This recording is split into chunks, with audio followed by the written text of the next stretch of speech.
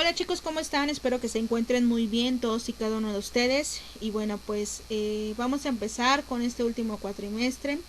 Ya el último de su carrera, es el último jaloncito chicos, así que les deseo lo mejor de todo corazón. Que salgan muy bien en estos 4 meses, no solo en mi materia, sino en las demás. Estudien, concéntrense, repasen los temas, no se queden con ninguna duda. Y bueno, pues vamos a enfocarnos propiamente a nuestra materia, que es genética forense. En este video vamos a poder observar, vamos a poderla más bien definir, vamos a poder esclarecer los objetivos de genética forense, algunos aspectos relevantes a ella. Vamos a ver un poquito de su historia, cómo es que ha evolucionado durante todo este tiempo. Y obviamente pues esto va a generar una pequeña introducción para poder empezar bien con los temas que ya les he mencionado anteriormente. Ok, entonces pues vamos a definir qué es genética para pasarnos a genética forense. Y ustedes conforme vayan leyendo esa definición chicos, quiero pensar que se van a aventar un viaje astral, por así decirlo. Y entonces al momento de leer ciertas palabras se van a dirigir hacia una estructura de la cual vamos a trabajar los 4 meses, ¿ok? Entonces vamos a definir qué es genética. Es la parte de la ciencia que se dedica al estudio de la transmisión hereditaria por medio de los genes. ¿Qué es un gen? Es un fragmento del ADN que constituye la base estructural del genoma, cuya función básica es la de transmitir las características de un individuo a su descendencia. Entonces, ¿de qué estructura estamos hablando? Pues de la famosa célula, ¿ok? En algún momento en hematología forense, y supongo que en serología también lo vieron, pues vimos esta estructura celular, qué componentes son los que forman a la célula y la función de cada uno. Ajá. Obviamente nos vamos a enfocar propiamente al ADN para poder pues observar y determinar todas estas técnicas y características propiamente de genética forense. Ajá. Entonces vamos a definir qué es genética forense. Es la especialidad de la criminalística que se basa en el estudio de la transmisión de los caracteres hereditarios y el análisis del polimorfismo o variabilidad genética humana aplicada a los problemas judiciales. También se puede definir como una ciencia multidisciplinaria que abarca los conocimientos de biología molecular, bioquímica y genética, que se aplican para establecer la identidad humana por medio de las muestras forenses de origen humano. ¿Cuáles son sus objetivos de la genética forense? Es establecer la identificación humana a través de los perfiles genéticos, que se van a determinar de las muestras forenses. ¿Cuáles son estas muestras? Pueden ser fluidos biológicos, ustedes ya saben cuáles son. Puede ser sangre, puede ser orina, saliva, semen, lágrima, etc, etc, etc. Restos anatómicos, cualquier órgano que sea o que encuentren o que sea sustraído del cuerpo humano. Dientes y restos óseos, así como también otro de sus objetivos es el parentesco biológico entre madre y padre, y otro también es el origen biológico de las muestras de delitos sexuales y del sexo biológico que se solicita de restos o muestras forenses, ¿ok? Entonces van a decir, bueno, ¿por qué en restos anatómicos si tenemos los fluidos biológicos? Bueno, acuérdense que la célula es la parte funcional de todo tejido, de todo organismo. Entonces, el cuerpo está lleno de células y en las células, en todas, tienen ADN, ¿ok? O en la mayoría contienen ADN, ¿ok? Entonces, esos son los objetivos de la genética forense, esas son las áreas en donde va a entrar esta ciencia, y pues es básicamente lo que nosotros vamos a poder estudiar durante 4 meses.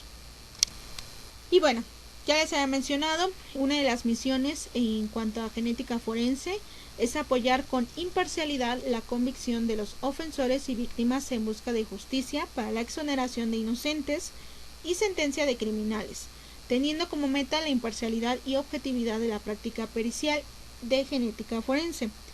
Dentro de los servicios de laboratorio ofrecen las pruebas de paternidad, identificación de restos humanos, cadáveres en calidad de desconocidos, y es importante señalar que se atienden casos de carácter penal que implican el apoyo de instituciones de procuración e impartición de justicia, que es básicamente lo que les acabo de mencionar en la otra diapositiva.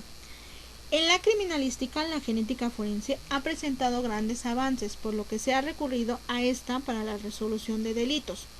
El contar con una base de datos de perfiles genéticos permitiría realizar comparaciones y así descartar de manera confiable a personas inocentes en las investigaciones. Asimismo, se tendría un fundamento más sólido para la acusación del verdadero responsable. Además, podría minimizarse los costos en algunas investigaciones y obviamente esto también tendría que acortarse el tiempo en el mismo. En México la legislación aún no contempla que esta es una herramienta de gran potencial para identificar personas, principalmente porque son técnicas de altos costos. Sin embargo, es importante considerar que si se desea combatir la delincuencia al contar con una base de datos más robusta, sería un gran avance que ayudaría de manera importante para la resolución de delitos. Pero obviamente, pues esto no va a pasar hasta que el gobierno destine más aportación económica hacia esa área. Ajá. Y bueno, pues ya definimos qué es genética forense y sus objetivos. Entonces, ustedes lo que ven en su pantalla son algunas imágenes de algunos aparatos que ustedes pueden encontrar en los laboratorios propiamente de genética forense. Uno de ellos es el analizador genético. Este equipo permite elaborar perfiles genéticos de muestras biológicas obtenidas mediante evidencias colectadas en labores de campo, así como muestras detectadas a víctimas e imputados, obteniendo así los resultados específicos de dicho perfil genético. Asimismo, este equipo revela el orden de la secuencia de bases de una determinada región, normalmente delimitada, previamente por PCR, que es otro procedimiento. Puede hacerse en forma manual o automática. En medicina forense se aplica fundamentalmente para el análisis de ADN mitocondrial, polimorfismos autosómicos, cromosoma Y, por sus especiales características. Dicho equipo posee un software que permite generar análisis de muestras forenses. El otro aparato que podemos encontrar es el cuantificador. Este equipo permite la cuantificación del ADN humano, esencial para el funcionamiento óptimo de polimorfismos a través de un kit. Logra cuantificar con rapidez y precisión este ADN, validando como parte de un sistema integrado. ¿Ok? El otro aparato es el de sistema de fotodocumentación de alta resolución. Este aparato combina una caja de aislamiento con sistemas conmutados de iluminación para luz blanca y ultravioleta. Posee una cámara de diodos computarizados de alta resolución y elevado rango dinámico. Aquí hay una transmisión ultravioleta y un software que para imágenes más bien de muy fácil manejo, obteniendo la mayor flexibilidad para la documentación o cuantificación de tipo de gel. Otro de los componentes del laboratorio va a ser la placa seca de calentamiento. Este es para tubos con control de temperatura. Utiliza unos mini bloques fundidos en aluminio de fácil intercambio, limpieza y versatilidad, y acomoda bloque para tubos de diversos diámetros y cantidades. El segundo que ustedes ven es la microcentrífuga. Este posee un panel de mandos digitales de diseño ergonómico que permite una rápida lectura y su manipulación con guantes. Tiene numerosas aplicaciones de biología molecular gracias a su facilidad y versatilidad de uso. Básicamente encuentra su utilidad en la separación por las altas prestaciones y fiabilidad en el producto del centrifugado. El otro que ven ahí es el de campana de flujo laminar. Este instrumento garantiza la existencia de ambientes controlados indispensables para realizar actividades que por sus características permiten minimizar la contaminación biológica. Es decir, ese ayuda para que el ambiente en donde se estén manipulando estas muestras no se contamine. La otra son las lámparas empotradas de luz ultravioleta. Su aplicación es la esterilización del área de trabajo, eliminando bacterias y virus sin dejar residuos, así como material genético en forma de aerosoles. Y el último es la nevera y el ultracongelador. Esos son equipos capaces de mantener las muestras y reactivos almacenados en su interior a temperatura entre menos 80 y menos 4 grados centígrados. Ya vimos qué es genética forense, ya podemos definir cuáles serán sus objetivos de la misma. Vimos algunos aparatos que se podían encontrar dentro del laboratorio donde se hacen este tipo de prácticas. Y bueno, pues ahora vamos a ver por qué es que se llegó a este tipo de análisis, cómo es que ha evolucionado a través del tiempo y de los años. Y bueno, en su imagen viene una especie como de línea del tiempo. Ahí nos manejan dos factores. El primero, que es la parte superior de su pantalla, que es el tamaño de la muestra de ADN que se requería en ese tiempo. Y en la parte inferior de su pantalla están los tipos de técnicas que han ido evolucionando y confeccionando este tipo de análisis. Entonces vamos a empezar por allá de los principios del siglo XX, donde las pruebas biológicas con fines de identificación de personas comenzaron a utilizarse, unas 2 décadas después de que se descubriera el sistema de grupo sanguíneo ABO. Ustedes ya deben de saber cuál es ese sistema. Durante varios años, esta fue la única herramienta biológica a la que se pudo recurrir para tratar de dilucidar casos de paternidad. Las limitantes de este sistema era su bajo grado de polimorfismo, es decir, la escasa cantidad de variantes existentes entre los individuos de una población. Este hecho, sumado a la predominancia de algunos tipos sobre otros, limitaba la utilidad del sistema a un bajo porcentaje de casos en los que a través de su análisis fue posible excluir la paternidad biológica de una persona con respecto a otra. A este sistema se le incorporaron otro tipo de sistemas de grupos sanguíneos en el cual se fueron estudiando, pero aún así pues había la necesidad de seguir innovando y seguirse actualizando y hacer más específico este tipo de análisis. Y entonces por allá de los años de 1950 se descubre el sistema HLA.